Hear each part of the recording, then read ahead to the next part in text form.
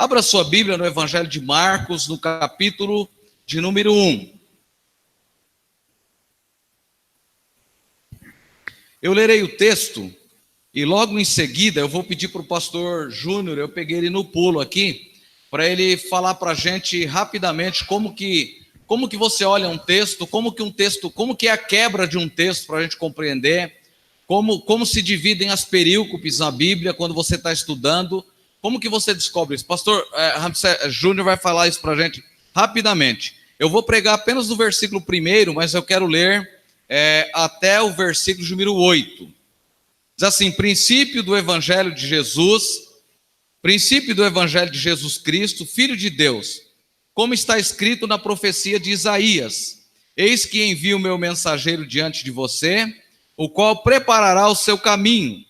Voz do que clama no deserto: preparem o caminho do Senhor, endireitem as suas veredas. E foi assim que João apareceu no deserto, pregando o batismo de arrependimento para a remissão de pecados. E toda a região da Judéia e todos os moradores de Jerusalém iam até ele, e confessando os seus pecados, eram batizados por ele no rio Jordão. A roupa de João era feita de pelos de camelo, ele usava um cinto de couro e se alimentava de gafanhotos e mel silvestre. E João pregava dizendo: depois de mim vem aquele que é poderoso do qual não sou digno de, curvando-me, desarmar as correias das suas sandálias. Eu batizei vocês com água, ele, porém, os batizará com o Espírito Santo. Amém? Senhor, obrigado porque acabamos de ler a sua palavra e por si só ela é poderosa para falar conosco. Mas aprove ao Senhor nessa noite que eu ministre a sua palavra e que eu seja instrumento do Senhor para falar as suas verdades santas das Escrituras. Usa-me para a glória do seu nome. E que nós não sejamos aqui apenas ouvintes, mas que nós tenhamos desejo de conhecer o Senhor através da sua palavra. Fala conosco, Senhor, nos abençoe de forma poderosa, oramos em nome de Jesus, amém. Pastor Júnior, por favor.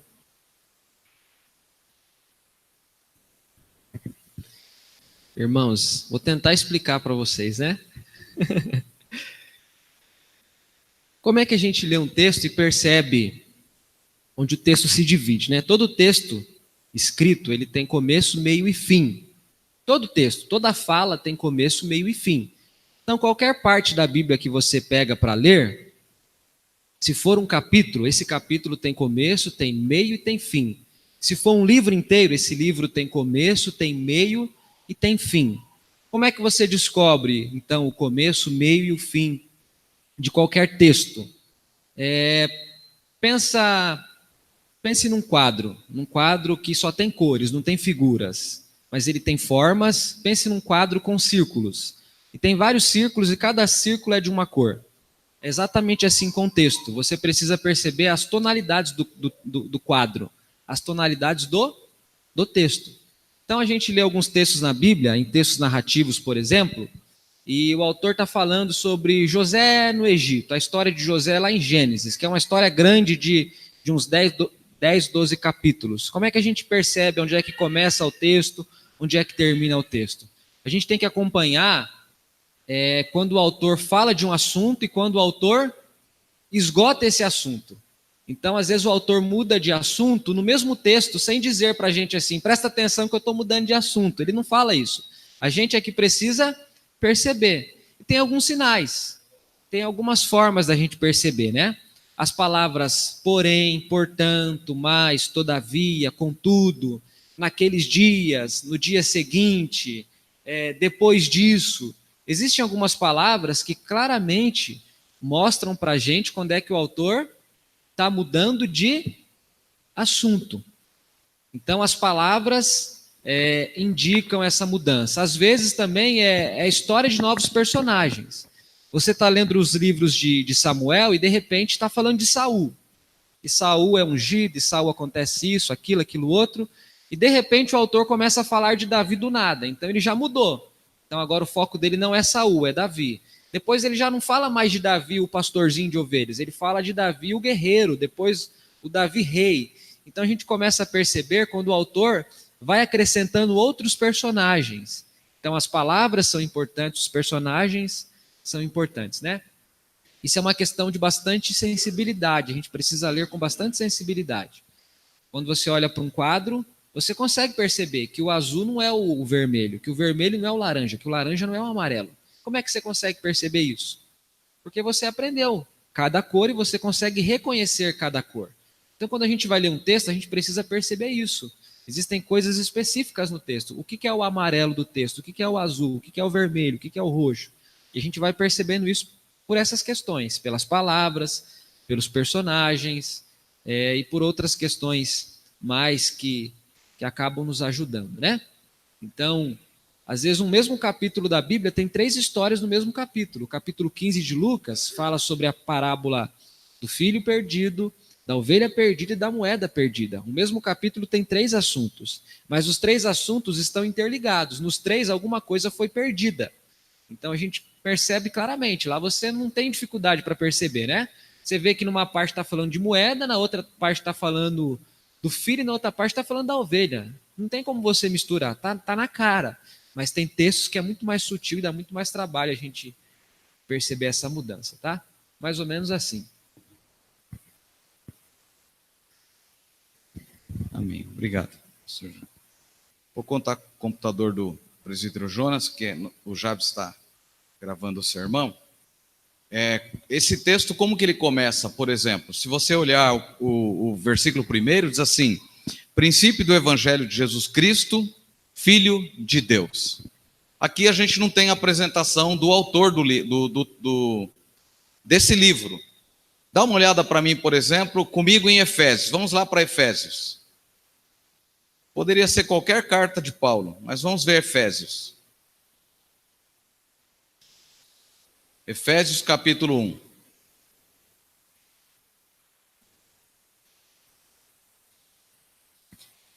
Versículo 1. Paulo, apóstolo de Jesus Cristo, pela vontade de Deus, aos santos que vivem em Éfeso e são fiéis em Cristo Jesus. Se eu perguntar para você quem é o autor do livro de Efésios, o que você diria para mim? O que você diria para mim? Paulo, porque está claro, né? O texto está dizendo para nós, Paulo, apóstolo de Jesus Cristo, pela vontade de Deus, aos santos que vivem em Éfeso. Ou seja, quando diz aos santos que vivem em Éfeso, é a fala de que esse livro Paulo está escrevendo para os santos que estão em Éfeso. Quando você lê Marcos, é diferente. Marcos, por exemplo, não nos fala. Ele diz assim: princípio do Evangelho de Jesus Cristo, Filho de Deus. Apenas isso está dizendo para a gente esse texto de Efésios. Bom, eu quero falar então para vocês hoje só o início, a exposição do Evangelho de Marcos. Isso seria uma análise introdutória do livro. E para falar dessa análise introdutória, a gente tem que falar primeiro 3 pontos que são indispensáveis para a nossa compreensão. Quando eu vou ler o Evangelho de Marcos e eu quero compreender o Evangelho, 3 coisas são indispensáveis. Primeiro, Marcos é considerado um dos evangelhos sinóticos. Quais são os evangelhos sinóticos? Marcos, Lucas e Mateus. Ou Mateus, Marcos e Lucas, na ordem que foi escrito, que está na Bíblia, né? Então, esses 3 livros são os evangelhos sinóticos. Então, a primeira coisa que eu preciso saber é considerar que ele é um evangelho sinótico. A segunda, é importante também observar o que significa sinótico. Sinótico é uma palavra grega que significa ver conjuntamente. Ou seja, para mim ter uma compreensão exata, para compreender melhor Marcos, eu preciso olhar Mateus, eu preciso olhar Lucas e observar algumas coisas que Marcos não fala. Então, desse conjunto de sinóticos, os 3 tratam basicamente as mesmas coisas, na mesma perspectiva, e abordam praticamente os mesmos temas. Se você olhar, eles abordam praticamente os mesmos temas. João é apenas o evangelho que se diferencia dos 3 primeiros na sua abordagem, nas suas ênfases. A abordagem de João é diferente de Mateus, Marcos e Lucas. Isso é muito claro quando você olha para o evangelho de João. O propósito do evangelho de João é falar da divindade de Cristo. Marcos, então, é um dos evangelhos sinóticos. Ele é o mais breve, ele é mais breve do que Lucas e do que Mateus. Você vai olhar que Marcos, ele é bem mais curto o evangelho, não é? Então, esse é o primeiro ponto a ser considerado. Ele faz parte dos evangelhos sinóticos. A segunda coisa que deve ser considerada: Marcos, segundo os estudiosos, foi o primeiro evangelho a ser escrito. Embora não haja consenso entre os estudiosos, ele foi o primeiro evangelho a ser escrito. Na ordem a gente tem Mateus, Marcos e Lucas, mas Marcos foi o primeiro a ser escrito. Deve ter sido escrito por volta do ano 63 depois de Cristo.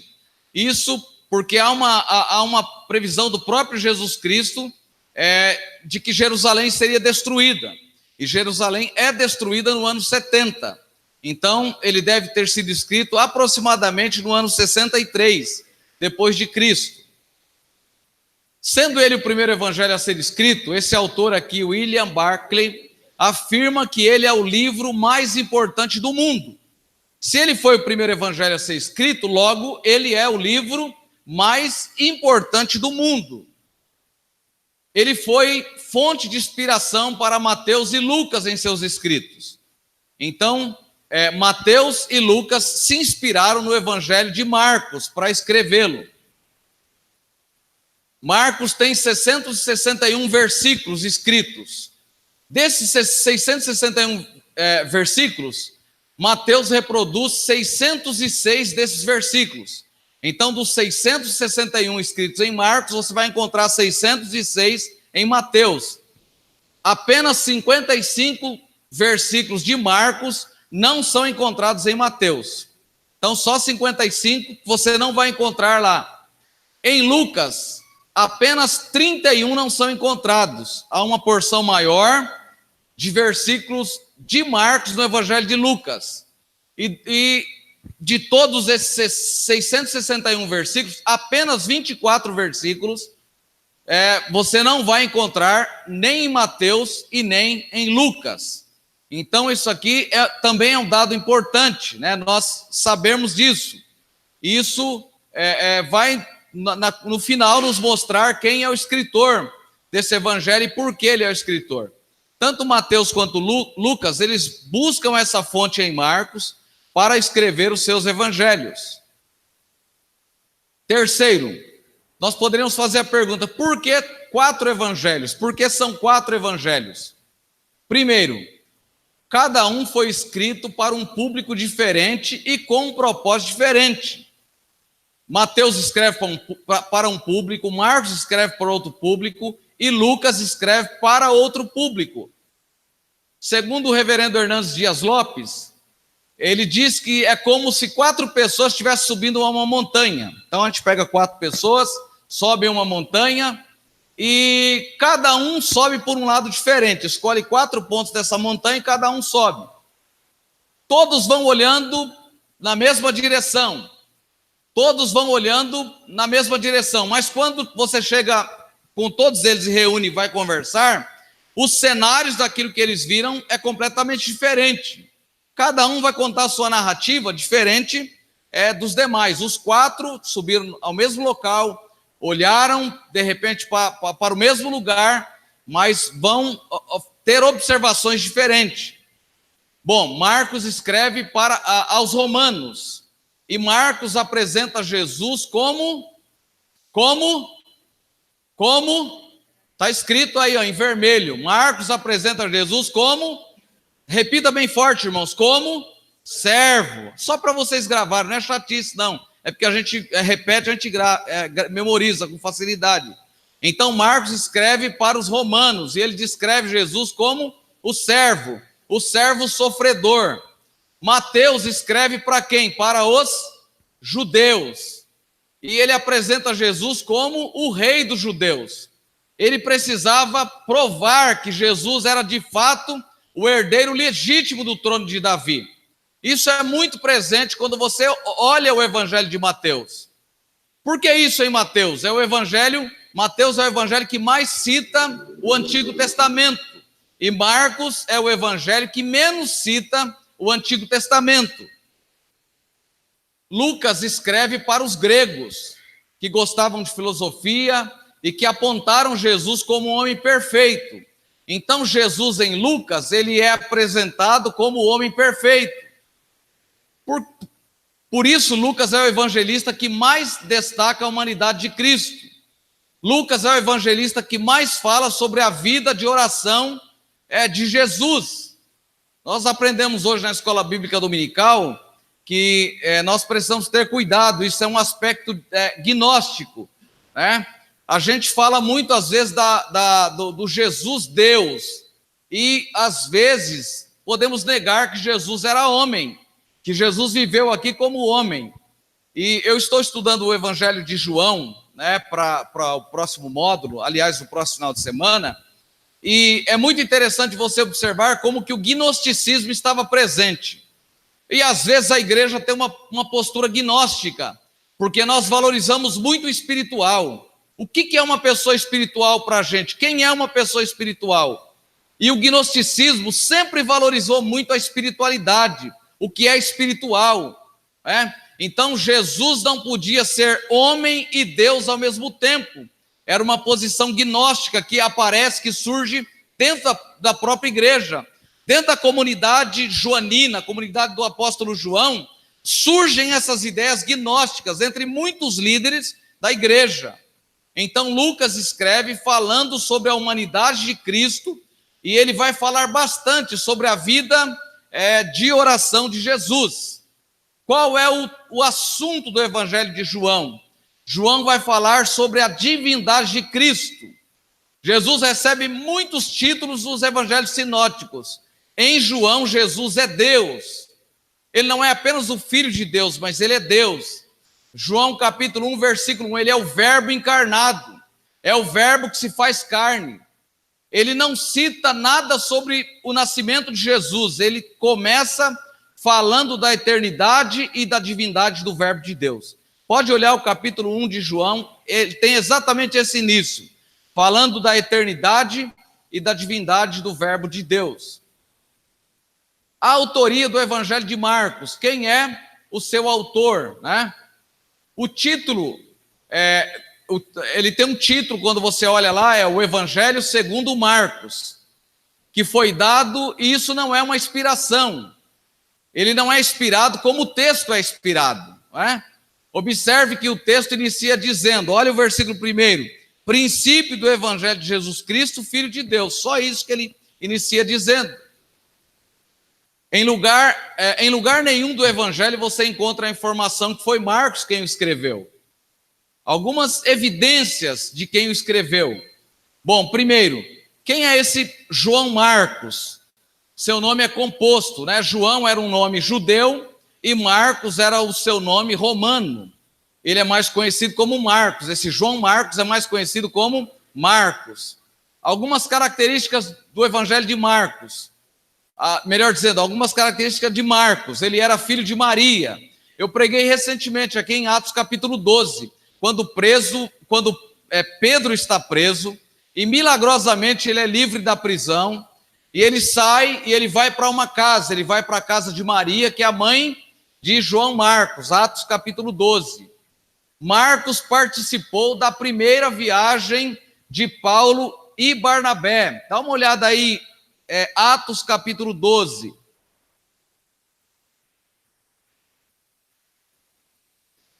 Atos capítulo 12, versículo de número 25. Barnabé e Saulo, cumprida a sua missão, voltaram de Jerusalém, trazendo consigo João, também chamado de Marcos. Então, na primeira viagem missionária de Paulo, João está com ele nessa viagem missionária. Barnabé também leva Marcos consigo para Chipre, que era a cidade natal de Barnabé. Atos capítulo 13, versículo 39. Dá uma olhada aí para você ver, Atos 13, 39. E por meio dele, todo o que creu é justificado. 15:39, desculpe, eu estou lendo 13. 15:39. Houve tal desavença entre eles que vieram a separar-se. Então Barnabé, levando consigo Marcos, navegou para Chipre. Mas Paulo, tendo escolhido Silas, partiu encomendado pelos irmãos à graça do Senhor. Se você olhar a partir do versículo 37, Barnabé queria levar João Marcos, e Paulo não achava justo levar aquele que tinha se afastado deles. Você vai ver um pouco antes, no capítulo 13, que na primeira viagem missionária de Paulo, João Marcos volta, João deixa a viagem, ele retorna.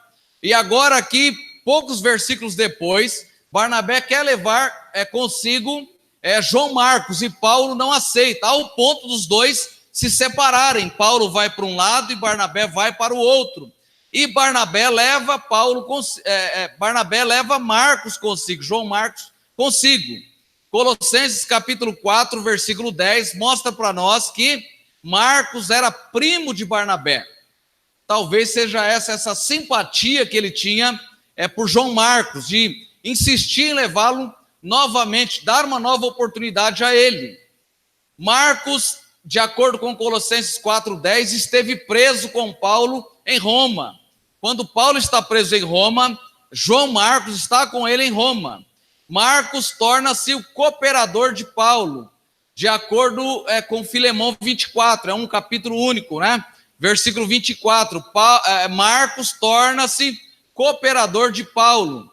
E João Marcos é filho na fé de Pedro. Olha lá 1 Pedro, capítulo 5, versículo 3, descreve Pedro chamando João Marcos de meu filho. Como podemos provar que João Marcos é autor do evangelho, autor desse evangelho que leva o seu nome? Bom, já vimos alguns indícios, mas o primeiro testemunho que nós temos aqui é o testemunho dado por Papias, que nasceu quando João Marcos ainda estava vivo.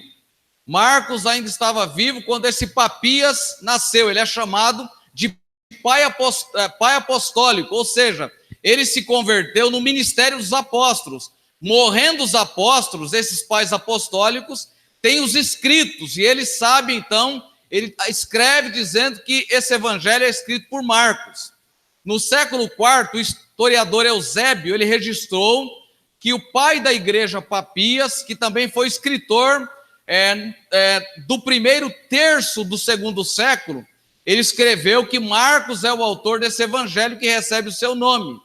Então nós temos aqui alguém que estava lá, que tinha os manuscritos e que diz que Marcos foi o escritor desse evangelho. Papias diz também que João Marcos foi o hermeneuta.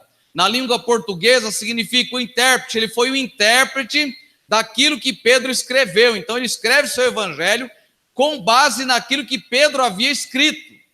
Então nós temos aqui então essa fonte de que Marcos é o autor desse evangelho. E depois nós temos aqui por parte dos pais da igreja, vários deles, Justino Marques, Irineu, Clemente de Alexandria, Orígenes e Eusébio de Cesareia, que era bispo historiador da igreja. Eles confirmam então que Marcos foi o autor desse evangelho.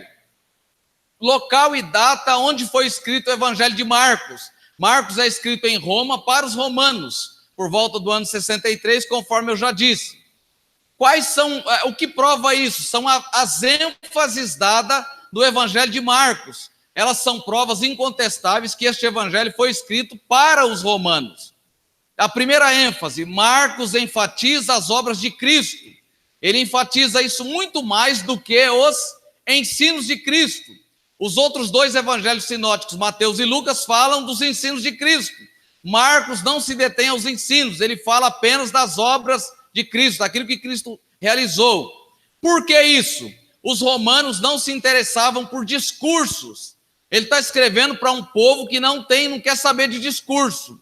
Esse povo se interessa por atitudes, por ações, por obras, por feitos. Então ele escreve fazendo esses relatos. Por isso que ele não traz os ensinos de Jesus. Marcos não registra os sermões de Cristo, mas ele registra os milagres de Cristo. É interessante você olhar o evangelho de Marcos e observar isso. Marcos não enfatiza os ensinos de Cristo, mas as obras, porque os romanos não se interessavam estavam interessados em trabalhos, em obras e trabalhos. Marcos registra 18 milagres e apenas 4 parábolas. Você olha para Lucas, tem várias parábolas. Você olha para Marcos, tem apenas 4 parábolas. Dos vários discursos de Cristo, Marcos só registra um discurso, que é o sermão escatológico, o capítulo 13. Comparado ao de Mateus, ele é reduzido. Ou seja, não há tantos discursos no evangelho de Marcos. Ele omite esses discursos. Apenas um, que é o sermão escatológico.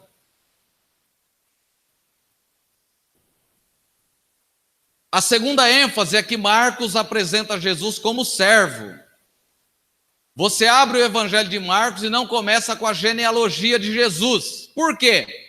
Olha Mateus, começa lá, né, ele apresenta Jesus como rei dos judeus. Então ele precisa provar que Jesus de fato era rei dos judeus, que ele tinha linhagem em Davi. Então ele coloca toda a genealogia de Jesus.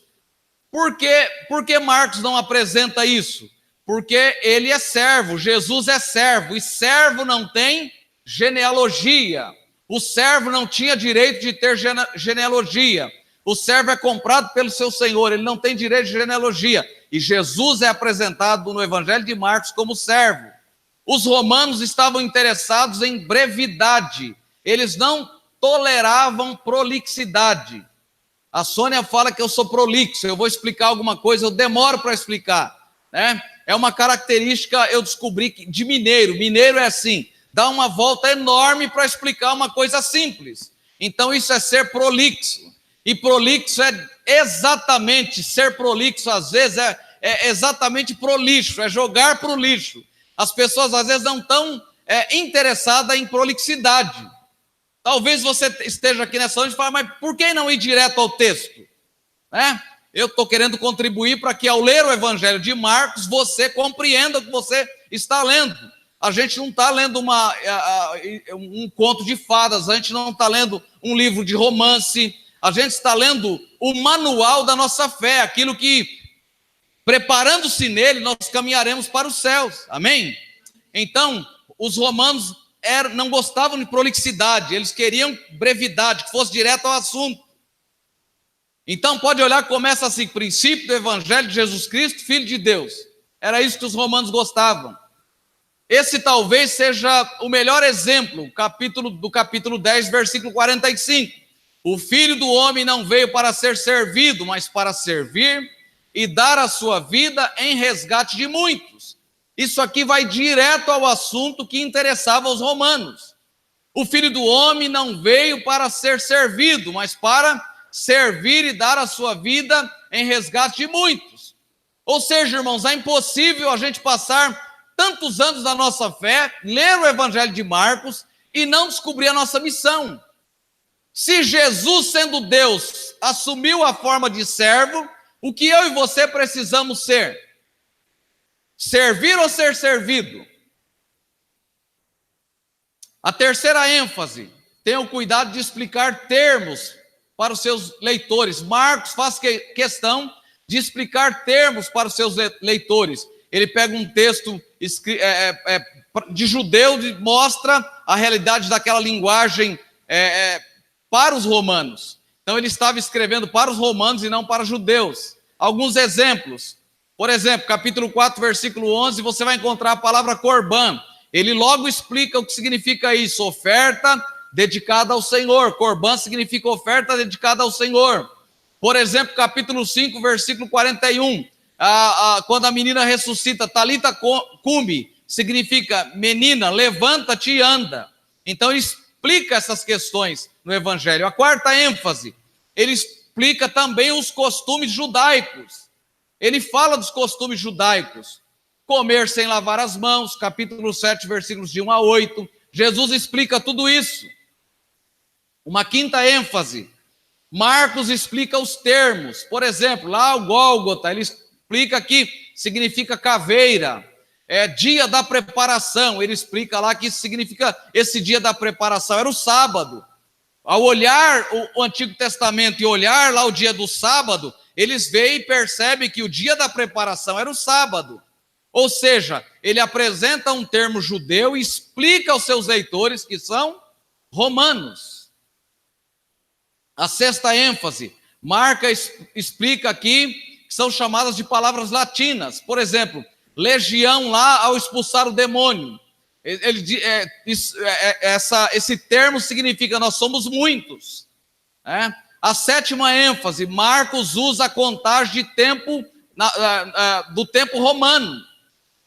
Ou cantar do galo, ele usa lá a quarta vigília da noite, manhã, tarde, noite. Tudo isso você vai encontrar no Evangelho de Marcos. Então isso aqui são as ênfases que são dadas, Todas essas ênfases vão mostrar para nós a quem ele está escrevendo. Ele está escrevendo para os romanos.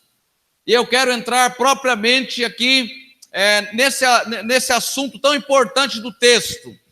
Bom, repita comigo, Marcos, o evangelho do servo sofredor em ação. Só vocês.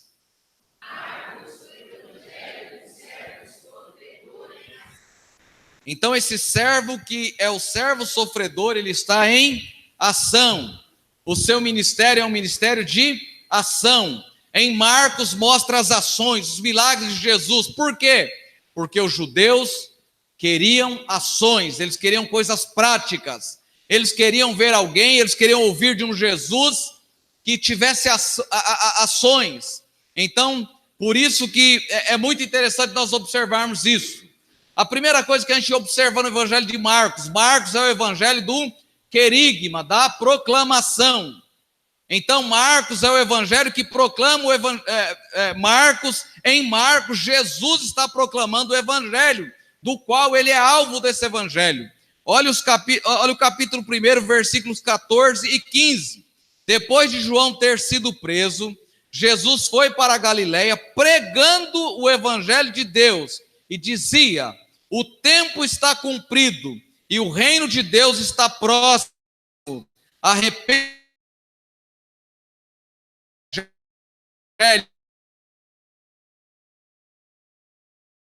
Arrependimento.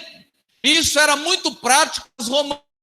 Isso era uma lei que facilitava a vida dos romanos, a compreensão dos romanos. Então, isso é muito interessante. Nós olhamos para os nossos dias e os sermões de hoje quase que isentam o homem do pecado. Para ter um ambiente favorável, a gente quase considera o homem como um coitado, como fruto do meio. A pessoa é assim mesmo, é por causa da sociedade que ele vive, é onde ele está inserido, e o evangelho não faz isso.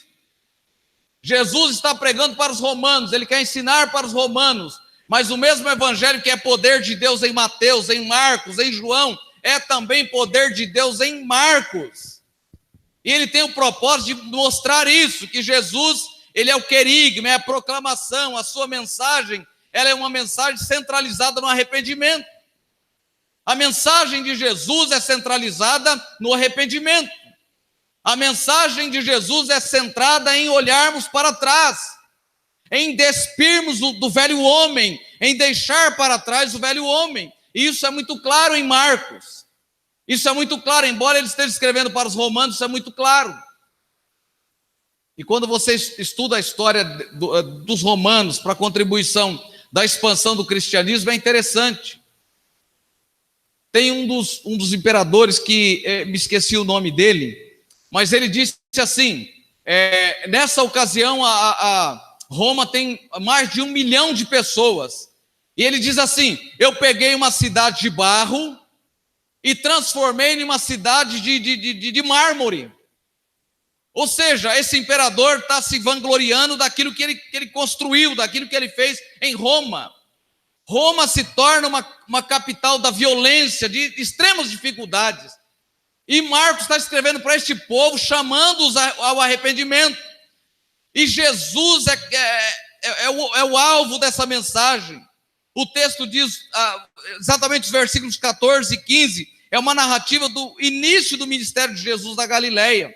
E o texto diz: depois de João ter sido preso, Jesus foi para a Galileia, pregando o evangelho de Deus. Ele dizia: o tempo está cumprido e o meu reino está próximo. Arrependam-se e creia no evangelho. A mensagem do evangelho é a mensagem do arrependimento. A mensagem do evangelho é a mensagem que nos faz olhar para dentro de nós mesmos. A segunda coisa bastante interessante no evangelho de Marcos é que, além desse evangelho ser o evangelho do querigma, esse evangelho é o evangelho do servo. E 1/3 do evangelho fala sobre o sofrimento de Jesus. 1/3 do evangelho de Marcos, você vai ler, ele está falando de sofrimento. E esse sofrimento é o sofrimento desse servo, é o sofrimento de Jesus. A nossa geração é uma geração que, o tempo que nós vivemos, as mensagens são animadoras, as mensagens são para massagear o nosso ego, as mensagens é para dizer: o culto não é mais um culto que nós voltamos a Deus, e Deus é o centro do nosso culto. O culto passa a ser um culto antropocêntrico, voltado para o homem. O culto é voltado às vezes para as nossas necessidades. E qual é a nossa maior necessidade? A nossa maior necessidade, as maiores necessidades que nós temos não são físicas, mas são necessidades espirituais, necessidade de voltar para trás. Você olha, por exemplo, tem um livro de um pastor presbiteriano do Brasil. Ele entra em uma das grandes igrejas do Brasil e ele faz uma pesquisa de campo, é a tese do seu doutorado. E ele olha tudo que está acontecendo lá, ele fala do sal, da rosa, de tudo que tem. E ele fala que tudo isso é para massagear o homem, é para animar o homem. É uma mensagem que não leva o homem novamente ao arrependimento. Eu me lembro de uma fala do Jonas aqui há um tempo atrás, que alguém contou, as pessoas foram chamadas à frente para contar o testemunho, todo mundo contou dos milagres. E uma senhora disse que ela tinha agora aceitado a Jesus, tinha uma nova vida em Cristo. E a pessoa que está entrevistando fala: mas conta a sua bênção, conta a sua bênção. Aceitar a Cristo, ter a vida mudada já não é mais milagre, no contexto que o evangelho é pregado. E quando eu estou dizendo isso, eu não estou dizendo da nossa igreja, apenas da nossa comunidade, mas estou falando do evangelho como um todo. O evangelho nunca foi animação. Esse servo sofredor, ele nos dá o exemplo de que o evangelho é sofrido, de que a vida cristã é sofrida, de que a vida cristã, há dificuldades na vida cristã. Esse servo ensina para a gente que o ministério dele é um ministério feito com ação, é o ministério da ação. O Filho de Deus não veio para ser servido, mas para servir. O Filho de Deus não veio para guerrear. O Filho de Deus veio para lavar os pés. O maior exemplo que Jesus dá é lavando os pés dos seus discípulos. O Filho de Deus veio para curar os enfermos e para libertar os oprimidos. É o servo em ação. Amém? É o servo que prega, o centro da mensagem é ele mesmo. Ele está pregando sobre ele, esse servo está pregando. O tempo está cumprido e o reino dos céus está próximo. Arrependam-se e creiam no evangelho. Amém? Amém? Amém?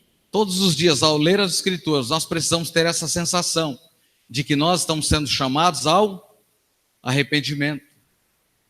Nós estamos sendo chamados o padrão de Deus para a nossa vida.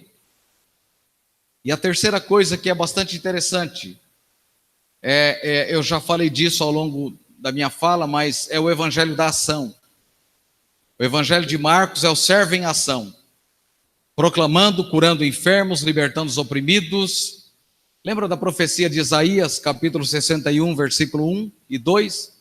O Espírito do Senhor Jeová está sobre mim, porque o Senhor me ungiu. Esse servo, Jesus é apresentado como servo, esse servo sofredor, é o ungido de Deus, que veio para libertar os oprimidos, veio para libertar os cativos, amém? Veio para transformar as nossas vidas, amém? Veio para nos tirar do império das trevas e nos trazer para o reino da sua maravilhosa luz. Então esse servo é apresentado no evangelho de Marcos como aquele que cura. Jesus está trabalhando o tempo todo, ele está trabalhando. E o seu propósito é glorificar o Pai. O seu propósito é glorificar o Pai, é pregar o evangelho de arrependimento. Amém? Eu quero encerrar essa minha fala nessa noite. Eu encerro com essas considerações. 3 considerações eu coloquei. Se sofrimento é a nossa primeira pauta e não a adoração, não há algo de errado na nossa fé? Se sofrimento é a nossa pauta, se a nossa pauta não é adoração, não há algo de errado na nossa fé? Será que estamos interpretando o evangelho como deveríamos interpretá-lo? Nós devemos adorar a Deus pelo que Ele é e não pelo que Ele faz. Deus faz coisas grandes na nossa vida, amém? Deus fez coisas grandes na nossa vida, mas nós devemos adorá-lo pelo que Ele é. E em Marcos, aqui os romanos ouvem que Ele é o servo que sofre, é o servo que lava os pés, é o servo que está disposto a servir aqueles a quem deveriam servi-lo. Será que este servo do Evangelho de Marcos tinha motivos para reclamar? Será que ele tinha? Ao ler o Evangelho de Marcos, a gente consegue descobrir aqui motivos para este servo reclamar? E eu li uma frase outro dia que me chamou bastante atenção. Parece-me que foi no grupo de pastores. Eu li essa frase: se você deixa de ir à igreja ou sai da igreja por problema, é porque você nunca foi para lá à procura de Cristo. Se você sai da igreja ou deixa de ir à igreja por causa de problemas, é porque você nunca foi para lá à procura de Cristo, por causa de Cristo. A ênfase de Marcos é o servo sofredor, é o Cristo que sofre, é o Cristo que se entrega por nós. Como tem sido a nossa fé? Como tem sido a nossa caminhada com Deus? Como tem sido a ênfase da nossa espiritualidade, da nossa vida com Deus, da nossa relação com Deus? Sexta-feira eu fui ao funeral da irmã Edmeia, a esposa do pastor Vanderlei, e eu tenho muitas lembranças da irmã Edmeia, quando eu era adolescente, que a primeira igreja de Osasco hospedava vários encontros de avivamento. E eu me lembro quando a Edmeia gravou com o Antônio Cláudio um LP, aqueles LPs grandões, a bolachão lá, gravaram um LP, e eu me lembro da irmã Edmeia cantando, conversando com a gente, às vezes saindo para falar com os adolescentes. E interessante, a irmã Edmeia, eu não sabia desse dado, eu sabia que há muitos anos ela está doente. Mas o pastor Advanir, conversando comigo, e o pastor Walter, ele disse para a gente, no ano de 82, o pastor Vanderlei, em 82 ele ainda era pastor da igreja na cidade de Americana. E ele é convidado para ir pastorear a igreja de Maringá. A igreja de Maringá tinha 200 membros na época. E o pastor Vanderlei vai para a igreja de Maringá para pastorear aquela igreja. Eles começam a trabalhar e a igreja começa a crescer. No final, 4 anos depois, a igreja tinha mais de 1000 membros. E o pastor Advanir disse, naquela época, o Vanderlei precisou voltar para São Paulo, porque a Edmeia já estava apresentando problemas de saúde. Então considera 83, 84, 85, 86, em 87 eles voltam para Osasco, eles voltam para a região aqui, porque a irmã Edmeia já estava fazendo tratamento. Essa mulher fez transplante de fígado. Essa mulher estava indo ultimamente 3 vezes por semana ao hospital para fazer hemodiálise. Essa mulher tinha uma UTI do convênio Bradesco Saúde, teve que colocar uma UTI dentro do apartamento deles, era médico e enfermeiros 24 horas cuidando da irmã Edmeia. Essa mulher estava viva por aparelhos e por milagres de Deus. Ela completaria na próxima semana agora 71 anos de idade. Estavam lá os 5 filhos, o velório, conduzindo o louvor daquele culto. Nós ficamos impressionados como que aqueles filhos tinham tanta estrutura para estar lá falando de quem era a mãe deles. E a irmã Edmeia tinha uma voz maravilhosa, era lindo, dentre tantas outras vozes, você conseguia captar muito bem a voz da irmã Edmeia. E as filhas e o pastor Vanderlei disseram, ela nesse estado crítico da sua saúde, nós nunca vimos, mais de 20 anos em estado muito mal, nós nunca vimos Edmeia reclamar de nada. Essa mulher nunca disse nada acerca de Deus, ela nunca questionou quem era Deus por estar doente. E de repente vem uma senhora à frente e diz assim: Edmeia foi minha amiga de trabalho. Aos 14 anos nós trabalhamos juntas em uma empresa. E Edmeia, com 14 anos de idade, me evangelizou, falou de Jesus para mim, e eu conheci Jesus aos 14 anos de idade. Aí ela falou, chorou, depois da fala se assentou. A Débora, que é a filha que estava conduzindo aquele momento, disse assim: por uma questão de protocolo, eu esqueci de apresentar essa senhora, essa amiga da minha mãe que acabou de nos falar, é a vice-prefeita de Osasco. Ela narrando que aos 14 anos conheceu Cristo através da irmã Edmeia. E eles disseram: nós vamos aqui fazer um velório diferente, celebrando, adorando a Deus, porque tudo que a minha mãe queria na vida era adorar a Deus.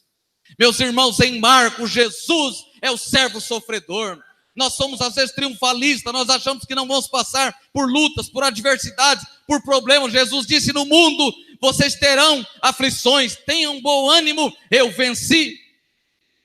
Então Jesus é o servo sofredor, é o servo que se entrega, é o servo que lava os pés, é aquele que coloca-se à disposição para lavar os pés dos discípulos, é aquele que está correndo. Isso atrai os romanos, cativos romanos, porque Jesus não está parado, não é estagnado, ele trabalha, ele diz: eu tenho que trabalhar, o meu negócio é fazer a vontade do meu Pai. Como tem sido a nossa fé, como tem sido a nossa caminhada com Deus? Como tem sido a nossa relação com Deus?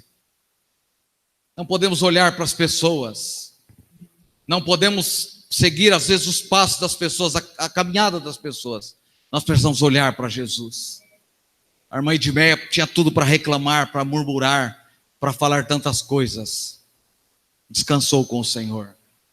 E quem cantava aqui, quem fez tanta gente se alegrar, morreu na esperança de estar com o Senhor, de fazer parte daquele grande coral.